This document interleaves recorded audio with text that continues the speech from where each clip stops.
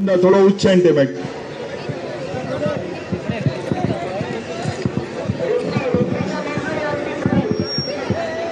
एक जो यात्रा मंद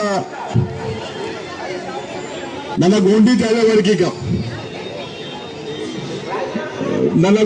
वर्गिक नीकू नावा गोंडी अरे समझे मायल इंगे ನನ್ನ नागपुर ते मनतो ना इगड अपलो जो गोंडी मंदा आगे ना गोंडी इपे वल्ले फरक मंदा तो ನನ್ನ हिंदी ते वर्गिक ताकल ना हाँ ठीक है। जिस जगह पे तुम लोग आए हैं ये जगह पे जो लिखा हुआ है ओदाई पेन ठाकुर देव, यहां पर ठाकुर देव का स्थान ये हमारे पूर्वजों का स्थान है। ये 1000 साल पहले से है। जब ये सरकार नहीं थी, जब यहाँ कोई शासन नहीं था, प्रशासन नहीं था, आदिवासियों की अपनी सत्ता थी। और ऐसा है कि आज भी हमारी सत्ता है क्योंकि हम ये 5वीं अनुसूची का क्षेत्र है, ये आदिवासियों का मालिकियत का क्षेत्र है, यहाँ के मालिक है हम। जो लोग आदिवासियों को यहाँ पर नागरिक समझते हैं वो बहुत बड़ी गलती कर रहे हैं।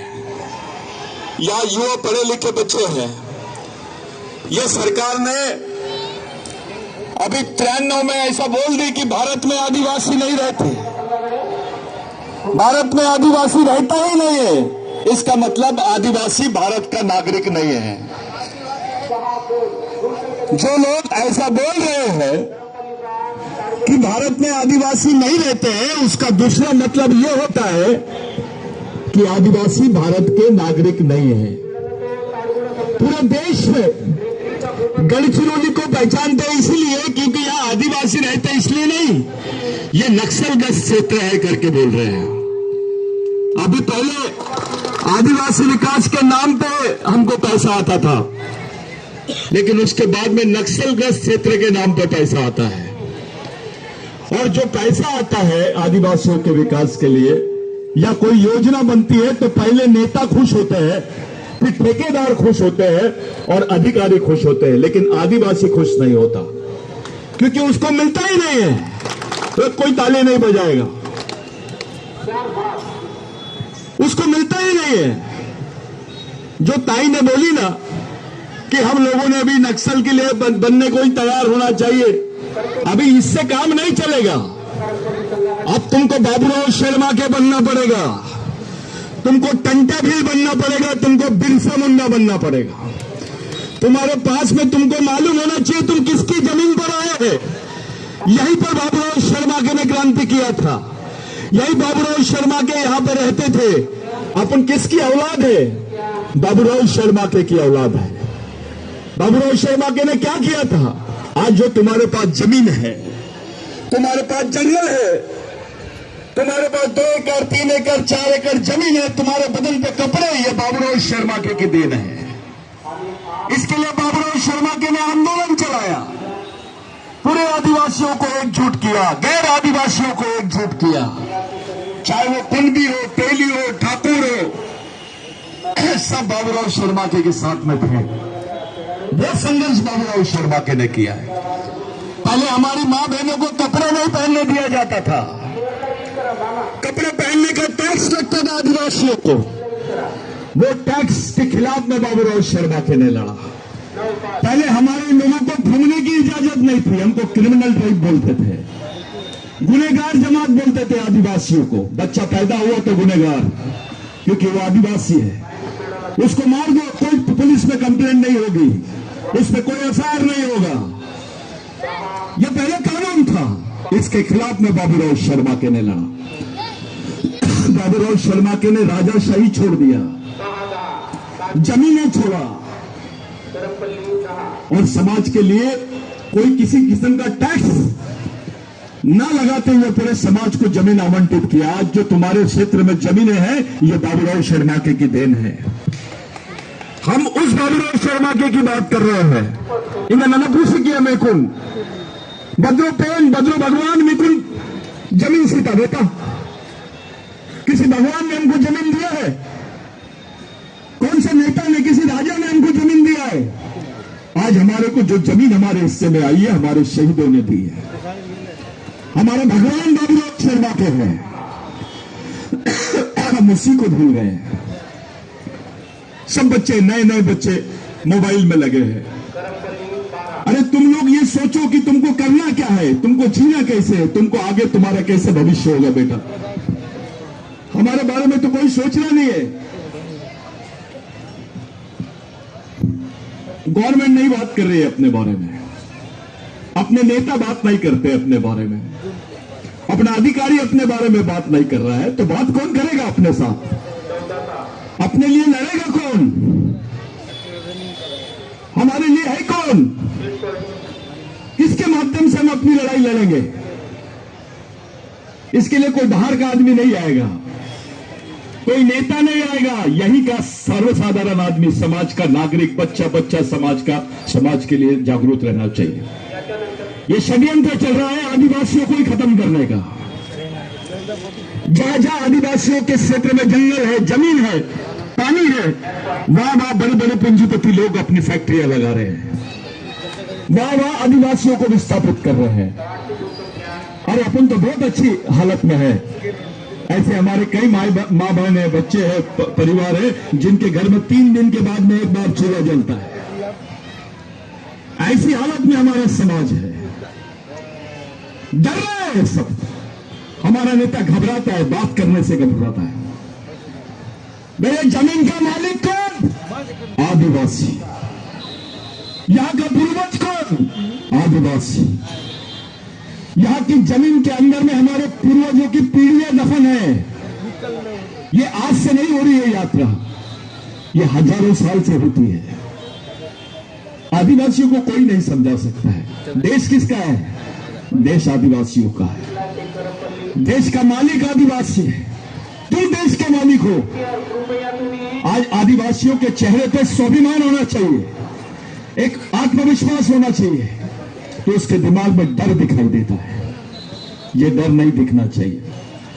ये जो हम लोग काम कर रहे हैं, जो मजदूरी करते हैं, अपने बच्चों को पढ़ाओ, उसको उस लायक बनाओ कि वो कुछ कर सके, खुद के लिए भी कुछ कर सके और समाज के लिए भी कुछ कर सके। हमारे लोग गद्दार होते जा रहे हैं। कोई डॉक्टर बनता है, इंजीनियर बनता है, अधिकारी बनता है।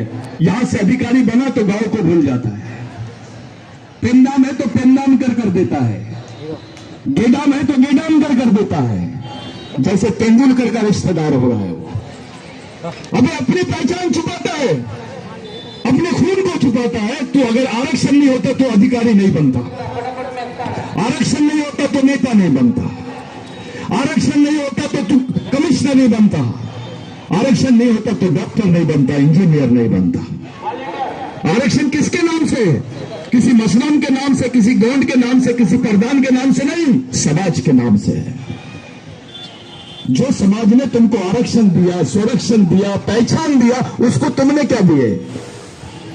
एक उत्तर में तुम दाने सरकार चंदा सेवान आपल्या समाजासाठी, आपल्या पेन करासाठी बरोबर आनिर्बाण, लेकिन अपने लोगों खुली लाते नहीं मिल बगे साय लातोक, बगे हंडी लातोक, झटके मार लातोक।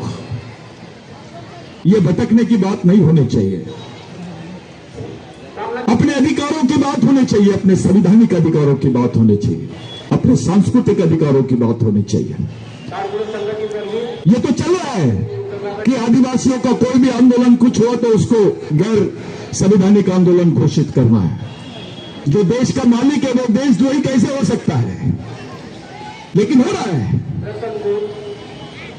अभी जो माहौल बना हुआ है यहाँ पर, ये इतने युवा आए हुए हैं, जो युवा आए हैं, मेरा उन लोगों से अपील है कि अपनी आने वाली पीढ़ी कैसे रहेगी। लोग पूछते हैं आदिवासियों का चालक पालक मालक कौन? ये समाज किसके इशारे पे चलता है, किनके विचारों पे चलता है, कौन समझाता है इस समाज को? लोग पूछते हैं। अपना कोई वैल्यू नहीं है। अपना नेता भी समाज की जवाबदारी नहीं लेता है, अपने अधिकारी भी समाज की जवाबदारी नहीं लेते, और हम भी अपने समाज के साथ जुड़े हुए नहीं है। समाज बहुत बड़ी ताकत है। जब कुछ नहीं था तब समाज था। ये जो प्रेम कला आप लोग देख रहे हैं, जो हमारे पूर्वज ये सब करते थे, वो ऐसे नहीं करते थे। उसके पीछे बहुत बड़ा कारण था। वो लड़ाई लड़े तो जमीन बची, जमीन बची तो तुमको मिला। अगर वो लड़ते नहीं तो तुमको क्या मिलता? कुछ नहीं मिलता। हमारे लोग सिंधु संस्कृति से लेकर अभी तक हजारों साल से इस देश में हमारी संस्कृति रही है। जब धर्म पैदा नहीं हुआ था, इस देश में भगवान पैदा नहीं हुआ था, तब से आदिवासी रहता है। देखिए, भगवान पैदा आदिवासी तब वो आप लोग आदिवासी समाज के मन था, तब वो अपन भगवान सिंधी पुरानो अंदरुम इधर मालिक अंदरुम अपन, लेकिन हेर किंतो किंगा आदिवासी भारत में नहीं रहता है। अबे तो कौन रहता है? बोल टंटा भील आदिवासी नहीं है, बोल गुंडापुर आदिवासी नहीं है, बाबूराव शर्मा के आदिवासी नहीं है, बिरसा मुंडा आदिवासी नहीं है। बोल तो इस देश की 70% लड़ाई आदिवासियों ने लड़े, 70% हर लोगों ने लड़ाई लड़े इस देश की, किसी दूसरों ने नहीं लड़ा है। लेकिन हमारे हिस्से में क्या आया है? भूखमरी, गरीबी, शोषण, नक्सलवाद, जातिवाद, धर्मवाद, ये केवल आदिवासियों के साथ में हो रहा है। हमारे लोगों को परेशान हो रहे हैं, पता नहीं चलता कैसे रहना है, कैसे जीना है, कैसे पढ़ना है। बच्चे पढ़ाई करने को भी डरते हैं। यहां से नागपुर जाता है तो उसको घर नहीं मिलता। कहां रहता है? गढ़चिरौली में, उसको किराए का घर नहीं देता। हमारी पहचान बना रहे हैं। अब नक्सली आदिवासी हो सकता है, लेकिन आदिवासी नक्सली नहीं हो सकता है। आदिवासी समाज नक्सली कैसे हो सकता है? तुम कैसे बोल रहे हो? ये जानबूझ के हमारे लोगों को फंसाने का षड्यंत्र कर रहे हैं। आम आदमी को डराते हैं, हमारे लोगों के दिमाग में डाला जा रहा है हम अपने अधिकारों के लिए लड़ो। जो डॉक्टर अंबेडकर ने हमको संविधान में दिया, वो अधिकारों की बात करो। अरे इस संविधान में आदिवासियों को सबसे अलग अधिकार दिए, स्वनिर्भर के अधिकार दिए, स्वास्थ्यता के अधिकार दिए। देश को आजाद हुए 75 साल हो गए, अभी तक के हमारे लोगों को संविधान नहीं मालूम। वो संविधान विरोधी कैसे हो सकता है जिसको देश का संविधान ही नहीं मालूम? इस देश में अभी आदिवासी राष्ट्रपति बनाया इन्होंने, लेकिन उससे भी कुछ होने वाला नहीं है। जब तक के समाज खड़ा नहीं होगा, जब तक के समाज में जागृति नहीं आएगी, जब तक के हमारा सामाजिक संगठन अच्छा नहीं बनेगा, तब तक के हमारे हालात में कोई सुधार नहीं हो सकता है। तुमको तैयार करना है समाज को, तुमको तैयार करना है। मैं ये नहीं बोल रहा कि तुम इतना ये करो, समाज के लिए तो कम से कम करो। अपनी मेहनत का कुछ पैसा समाज के लिए तो दो, इस समाज को जिंदा तो रखो। अरे ठाकुर देव की यात्रा किनसे देश के दूसरे गैर आदिवासी को समझेगा ही नहीं। हजारों साल से चल रहा है, लेकिन 10 बाय 10 का एक सीमेंट का जगह है, बाकी अपने लोगों को बैठने को भी जगह नहीं है। कल सरकार बोलेंगे रे बाबा ये आदिवासियों की जमीन नहीं है, यहां पे मत करो, तो हमको वो भी नहीं मिलेगा। अरे 5वीं अनुसूची होने के बावजूद हमको हमारे क्षेत्रों में हमारे अधिकार नहीं मिलते हैं, तो शहर में कैसे हालात होंगे तुम देखो। गढ़चिरौली का आदिवासी आदमी बाकी शहर के आदिवासी आदमी से जुड़ गया है। उसको ऐसा लगता है यही उसकी दुनिया है। गांव के लोगों को, शहर के लोगों को लगता है गढ़चिरौली अलग दुनिया है, वो आदिवासी नहीं है। ये जुड़ाव आ गया अपने समाज में। कुछ घमंडी लोग, कुछ स्वार्थी लोग, कुछ गद्दार लोग समाज के लोगों के साथ ऐसा भेदभाव कर रहे हैं, जातिवाद करते हैं। साला गोंड है, ये प्रधान है, ये मारिया है। अब तेरा खून एक है, तेरी संस्कृति एक है, तो समाज भी एक होना चाहिए। बेवकूफ जैसा हम लोग इधर उधर करते हैं। कुछ लोग पढ़ जाते, थोड़ी नौकरी मिल जाती, उनको लगता अपना तो हो गया, बाकी अपना देखते बैठेंगे। ये भावना बिल्कुल गलत भावना है। ये भावना को बदलो, अपनी आने वाली पीढ़ी के बारे में सोचो। ये लोग अब हमको वनवासी बोल रहे हैं। पहले, आज से पहले आदिवासियों को मूलवासी बोलते थे, उसके बाद में ये लोग हमको आदिवासी बोलने लग गए। अभी वनवासी बोल रहे हो, 5 साल बाद में स्वर्गवासी बोलेंगे तुमको खत्म करने का षड्यंत्र चल रहा है। ये चाहता ही नहीं कि देश में आदिवासी और आदिवासी नाम की संस्कृति रहे। आपका परिवार, आपका समाज, आपका बच्चा खतरे में है। यहां पे कुत्ता भूख से नहीं मरता, लेकिन आदिवासी भूख से मर रहा है। हमारे लोगों की हालत क्या है? 25-25 किलोमीटर पैदल जाते हैं पेशेंट को लेकर। अरे नेताओं के पास पैसा है, अधिकारियों के पास पैसा है, कोई बारे में नहीं सोचता। आदिवासी यानी ऐसा समझ के चलते हैं कि ये जानवर है, इसको प्राणी तुल्य बना दिए हैं। किसी को खून होना तो आदिवासी का ले ले, किसी को जमीन होना तो आदिवासी की ले ले, किसी को किडनी होना तो आदिवासी की ले ले। और हमारे नेता मजाक चुपचाप रहते हैं, कोई कुछ नहीं बोल रहा है। बोगस आदिवासी आए, उन्होंने नौकरी का हमारा हनन कर लिया, 1 लाख बोगस पोस्ट ले लिए, कोई चुपचाप है, कोई बात नहीं कर रहा है।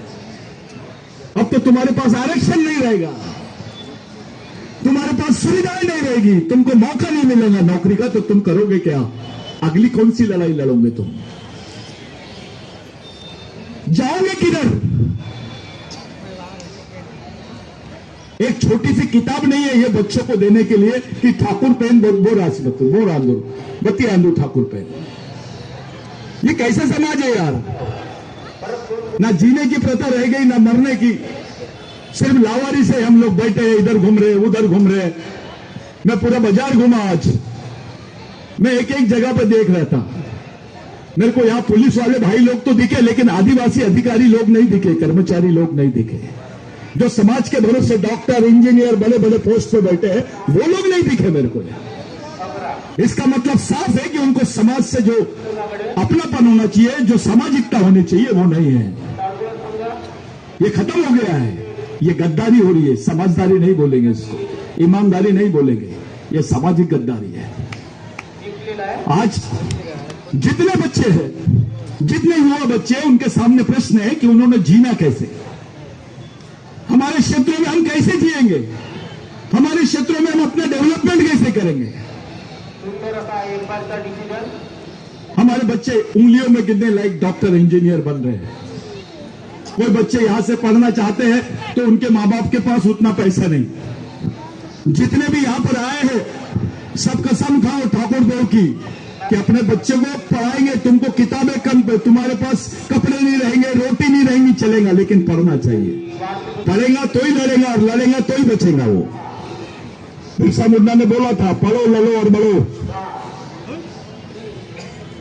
हमारे लिए ये जो इतना अच्छा आप लोग आयोजन करते हैं, इसमें सरकार ने मदद करना चाहिए था। ये सांस्कृतिक क्षेत्र है, ये सांस्कृतिक केंद्र है, यहां पर लोगों का ध्यान डाइवर्ट कर रहे हैं। कुछ बच्चे स्पोर्ट्स में जा रहे हैं, कुछ बच्चे उधर घूम रहे हैं, कुछ बच्चे इधर। लेकिन जो आयोजन समिति है, उनकी भी गलती है। ये आप लोगों ने बराबर आयोजन करना था, इसमें गलती किसी और की नहीं है। सरकार तो बाद में आई भाई, सरकार की जवाबदारी है कि आदिवासियों के प्रति जवाबदारी तो हमारी है, हमने करना चाहिए। ये हम लोगों ने हमारे समाज के लोगों को समझाना चाहिए, हम लोगों ने हमारे समाज के लोगों को एक जगह लाना चाहिए। आए बकरा काटे, मुर्गी काटे, दारू पिए और चले गए।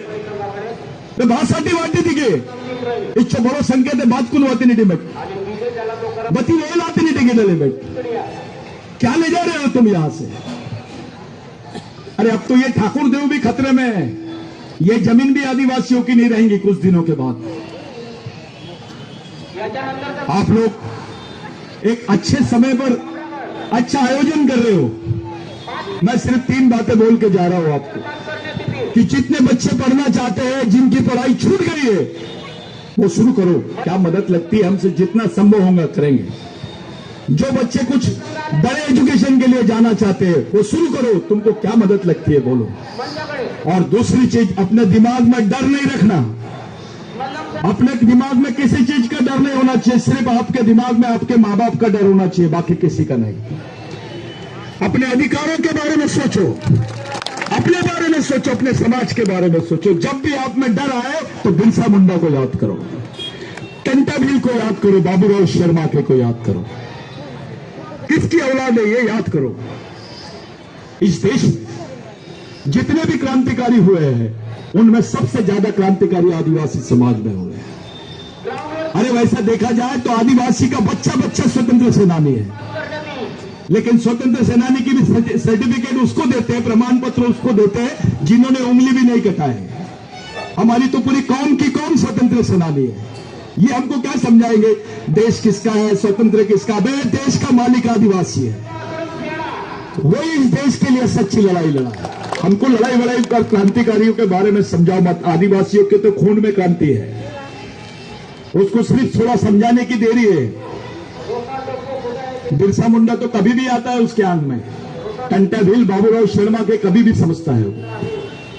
तो तुम ये जो बाकी चीजों से बहक रहे हैं, हमारे लोग हमारी संस्कृति की तरफ नहीं देख रहे, हमारे बारे में नहीं सोच रहे। ये संस्कृति थी करके जमीन है तुम्हारी, बहुत सी तुर में को नहीं जमीन बोला बदौलत मिया के जमीन मंदा मेरा तादो बादो सीसी मत तुरवांग अरे एगेडल इमेट सोचे मामते के रन वर्षं पहले मिया की जमीन बगेडल वातू तो विचार केमते में मिकुन समझे मायल की मिकुन बगेडल पुटतू। जब आरक्षण नहीं था, नौकरियां नहीं थी, तो जमीन ही जिंदा रहने का आखिरी साधन था। वो जमीन हमको किसने दिया? जिसने जमीन दिया वो हमारे लिए भगवान से बड़ा है।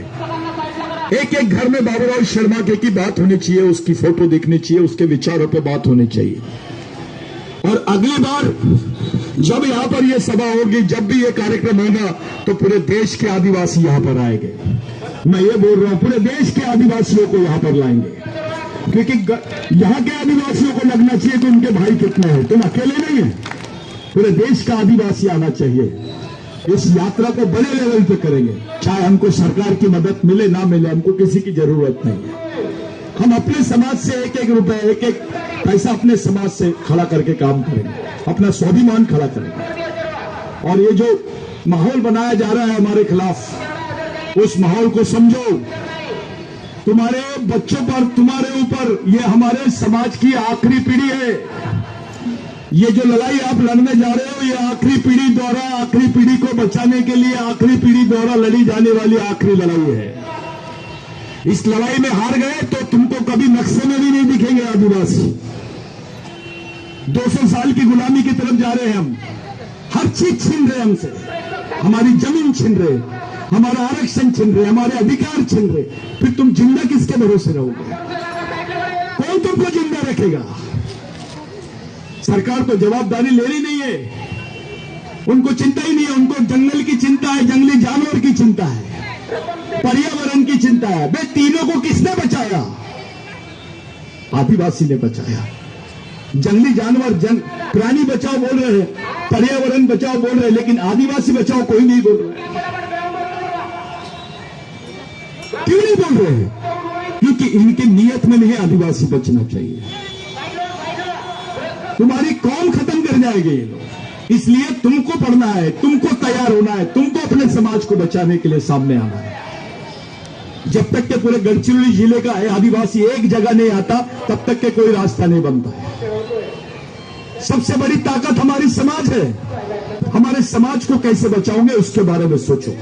समाज तभी बचेगा जब समाज की संस्कृति बचेगी, समाज का आदमी बचेगा, समाज के अधिकार बचेंगे, समाज के सार्वजनिक अधिकार बचेंगे। जिस क्षेत्र पे आप आए हो आज, ये ठाकुर देव नहीं होता तो एक जगह आते क्या आप? नहीं आते। इतने लोग तो किसी की मैयत में और शादी में भी नहीं आते जितने यहां पर आए हैं। हम पेन साठी बाथरूम में गए, अपन अपना पेन करो साठी बाथरूम अपन गए। अगर हम इतनी जगह पे आते हैं तो इसके पीछे में हमारी संस्कृति है। कोई बाकी बाहर से नहीं आ रहा है हमको जमा करने के लिए, लेकिन जब जमा हुए हैं तो सब लोग ईमानदारी से अपने समाज के बारे में सोचो। कुछ लड़कियां नाच रही थी, मेरे को कुछ लोग देखा, मैंने सीटी बजा रहे थे। तो तमाशा हो रहा है क्या? तुम्हारी बहन नाच रही है, तुम सीटी बजाते हो, गलत बात। वो नाच रही है, वो संस्कृति को बचा रही है तुम्हारे। वो नाच रहे बच्चे, वो तुम्हारे नेताओं से, मंत्रियों से बड़ा काम कर रहे हैं, उनके लिए तालियां बजाओ। वो लोग है रियल नेता। तुम्हारे बच्चे आने वाले समय में, अपने गरीब का भी बच्चा समाज का नेता बनना चाहिए। राजा का बेटा राजा नहीं, नेता का भी बेटा नेता नहीं, समाज के गरीब आदमी का बच्चा समाज का नेता बनना चाहिए। तैयार करो अपने बच्चों को, तैयार करो, उनको प्रशिक्षित करो, शिक्षित करो, उनको समझाओ समाज क्या है, संस्कृति क्या है, संविधान क्या है, तेरे अधिकार क्या है, कैसे जीना है तेरे को, कैसे किस रास्ते से जाना है। इस देश में सभी समाज के सामने एक रास्ता खुला है, लेकिन केवल आदिवासी एक ऐसा है जिसको सब लोगों ने खत्म करने की प्रेरणा मान ली है। हम अकेले फंसे हुए हैं। वर्णों अत्रमपुन बोले अपने संजय अल्लूरिंगा अपलो पंजा हुड़की तुम्हें नेतल भी अले अपलो मंत्री भी अले अपलो गवर्नमेंट भी अले दिसो अपलो बोले अल्लूर अपलो अपन वर्णों मंदिरों वर्णों आसक्तरों अपन साठी जरूरी मंदा एने के पूरा सामाजिक संगठन बने किया ना उनकी मजबूत सामाजिक मिशन नीतु सिया ना एक सामाजिक मिशन खड़ा करो तुम। जैसे मुस्लिम भाइयों का मिशन चलता है, हिंदू भाइयों का मिशन चलता है, क्रिश्चियन भाइयों का मिशन चलता है, वैसे आदिवासियों का भी मिशन चलना चाहिए। पूरे देश में आदिवासी तभी बचेगा जब एक जगह लाओगे, एक सोच से आओगे। तुम अलग अलग सोचोगे। ये गांडूगिरी नहीं करने का, ये प्रधान है, ये गोंड है, ये मारिया है, इसको गांडूगिरी बोलते हैं। भगवान बाबूराव शर्मा के ने बोला था कि जो अपने भाई को नहीं पहचानता वो दुश्मन को कैसे पहचानेगा, और जो दुश्मन को पहचान नहीं सकता वो लड़ेगा कैसे। ऐसे आदमी को गांडू बोलते हैं। तुमको अगर बचना है, तुमको आगे बढ़ना है, तो तुमको अपने लिए रास्ते बनाना पड़ेगा। तुम्हारे पास अभी कोई नहीं है। खुद का चालक, खुद का मालक और खुद का पालक बनो।